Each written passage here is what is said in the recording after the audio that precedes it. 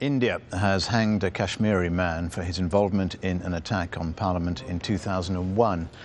Then gunmen stormed the legislature, killing 9 people. A curfew has been imposed in several parts of Kashmir over fears of a backlash against Afzal Guru's execution. Well, Manish Tewari is India's Minister for Information and Broadcasting. He joins me on the line now from New Delhi. Minister, why has it taken so long, this process, to execute this man? Well, as you're aware, that in 2001, on the 13th of December, a very dastardly terrorist outrage took place within the precincts of Indian Parliament, which claimed quite a few innocent lives, including lives of the watch and ward of the Parliament of India. And after that, there was an investigative process. The investigative process culminated into a prosecution process, which then went through 3 layers of judicial review at the trial court, then at the first appellate stage, and then at the second appellate stage with the Supreme Court. In this process, certain people who were accused were acquitted by the courts, and the others were convicted. And after that, you have a process of clemency, which is independent of judicial power, which is vested in the President of India in terms of Article 72 of the Indian Constitution. And there were mercy petitions filed, and those mercy petitions were scrutinized. And after due diligence, a view was taken which was consistent both with the ends of justice and with the imperatives of national security. Well, this execution comes very close on the heels of Kasab, for the Mumbai attacks terrorist execution. People are saying this might be politically motivated. Your reaction to that? Well, I think that's absolutely ludicrous, to say the least.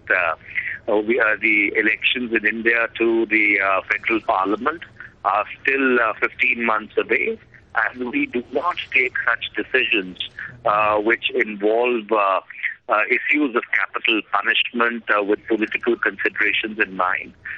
These are sensitive issues. These are issues of great judicial import, and there is due application of mind to the facts and circumstances of each case before any such decision is taken.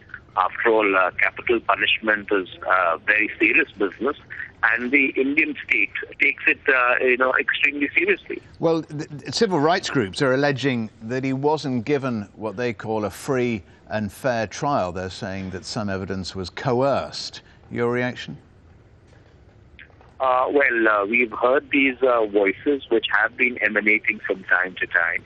But let's understand that this is the same judicial process which acquitted some of the accused. So therefore, if the process has been unfair, if it has been arbitrary as it is being alleged, then how come certain people did get acquitted during that process itself? And if some could be acquitted, this means based upon the doctrine of impartiality, the others could have been also acquitted if they would have been found to be innocent. So therefore, there is really no substance in this charge. But as I said, matters which pertain to capital punishment are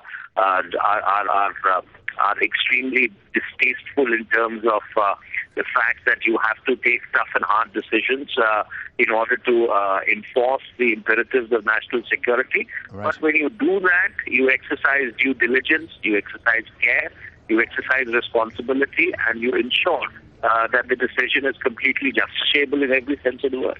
Manish Tewari, India's Minister for Information and Broadcasting. Many thanks for joining us, Manish.